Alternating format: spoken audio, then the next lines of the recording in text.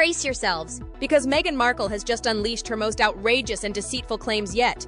And the public outrage is explosive. In a jaw-dropping new interview, Meghan spills so-called truths about her marriage to Prince Harry and their children, Archie and Lilibet. But the blatant lies and shocking contradictions in her story have sparked a firestorm of backlash. From twisting facts to outright fabrications, Meghan's latest attempt to manipulate the narrative has left even her supporters questioning her credibility. As the world watches this disastrous PR move unfold, one thing is clear: the desperation is real. But what's the endgame? Why keep pushing these provably false stories? In an exclusive People magazine interview, Meghan Markle's portrayal of her family life reveals significant contradictions between public statements and reality. The former actress describes her life with Prince Harry as entering a honeymoon period again, yet evidence suggests a different narrative. The Duchess insists on maintaining a normal lifestyle in Montecito, claiming regular restaurant outings without private rooms. However, royal experts point to inconsistencies in these statements. The decision to film her Netflix series in an $8 million rental property rather than her own home raises questions about authenticity. Furthermore, her emphasis on protecting that haven contradicts the increasing use of her children's images in promotional materials.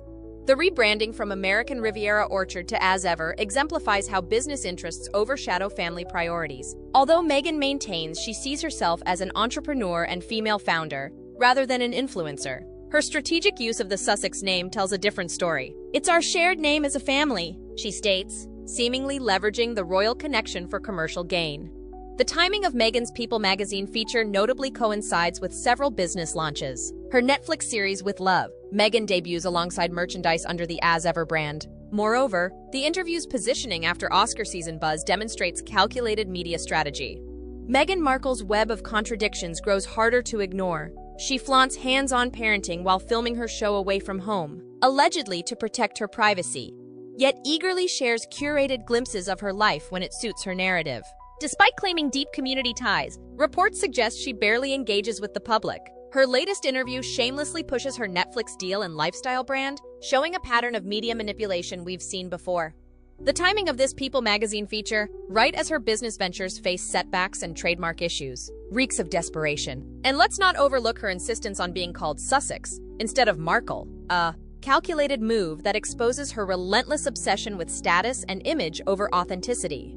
To help us deliver these insights, we've been working hard to improve the way we deliver content on this channel, and your feedback has been invaluable in shaping those changes. Now we want to hear directly from you. Do you feel like the updates we've made, whether it's style, tone, or depth of coverage, have made the content more engaging and informative? Or is there anything you missed before? Would you like more in-depth analysis, faster updates, or a balance of both? Your opinion matters, so let us know in the comments. We're listening. And now, back to today's content.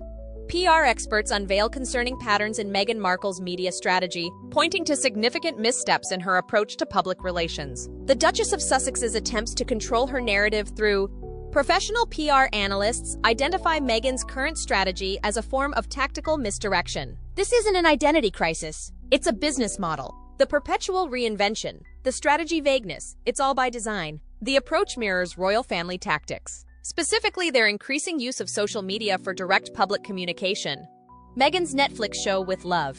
Meghan faces criticism as a PR exercise to change public perception. Critics specifically point to her off-camera interactions with production staff as calculated attempts to counter previous dictator in high heels narratives. The show's authenticity comes under scrutiny, with experts noting she hasn't paid her dues in this lifestyle space.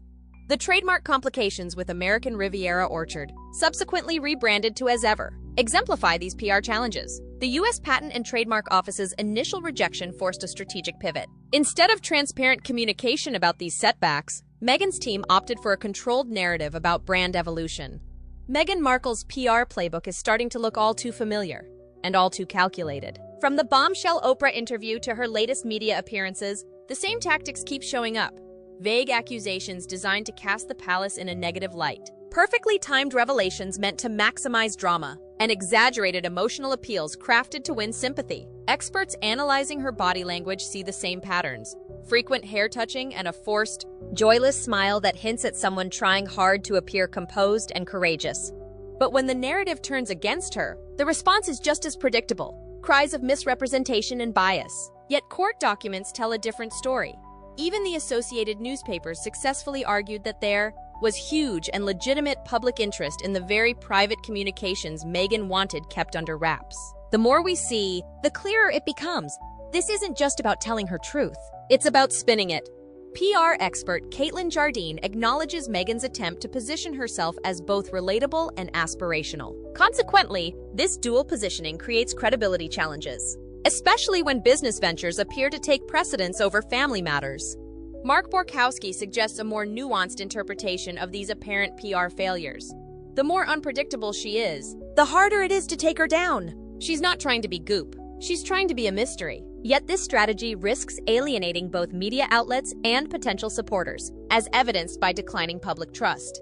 The pattern becomes particularly evident in her approach to business setbacks. Instead of addressing challenges directly, Meghan's team often pivots to new narratives or initiatives. This approach, while potentially effective in short-term crisis management, has led to what experts describe as perpetual reinvention. The latest Netflix series With Love, Meghan faces mounting criticism as viewers question the authenticity of the Duchess's lifestyle show. Critics label the production as gormless lifestyle filler with a tangible desperation. The show's reception in Britain has been particularly harsh, with TV reviewers describing it as so awful it is almost compelling.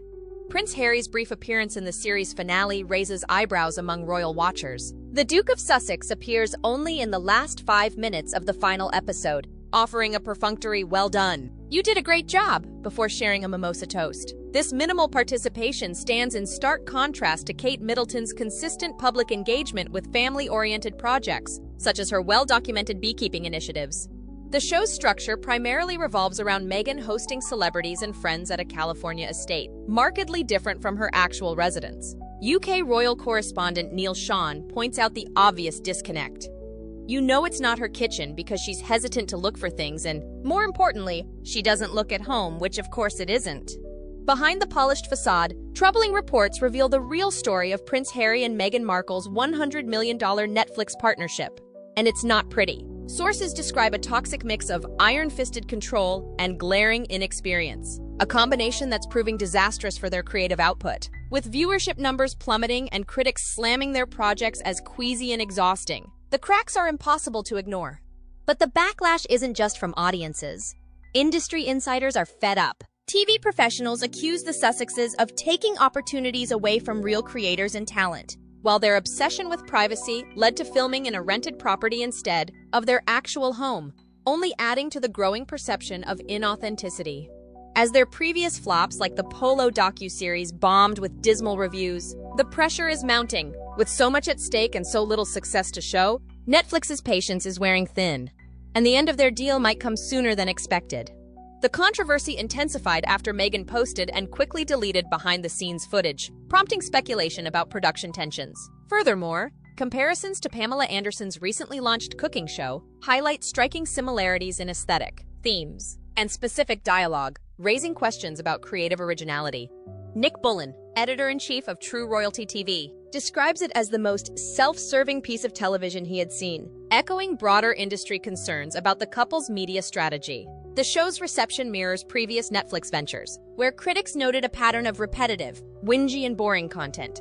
Meghan Markle's carefully crafted image of a grounded, community-driven mother is unraveling under scrutiny. Montecito residents contradict her claims of warm local ties, with one neighbor bluntly stating she is not an asset to the community. Attempts to integrate, such as hosting little camps, and seem more like PR fiction when longtime residents reveal being turned away at their doorstep.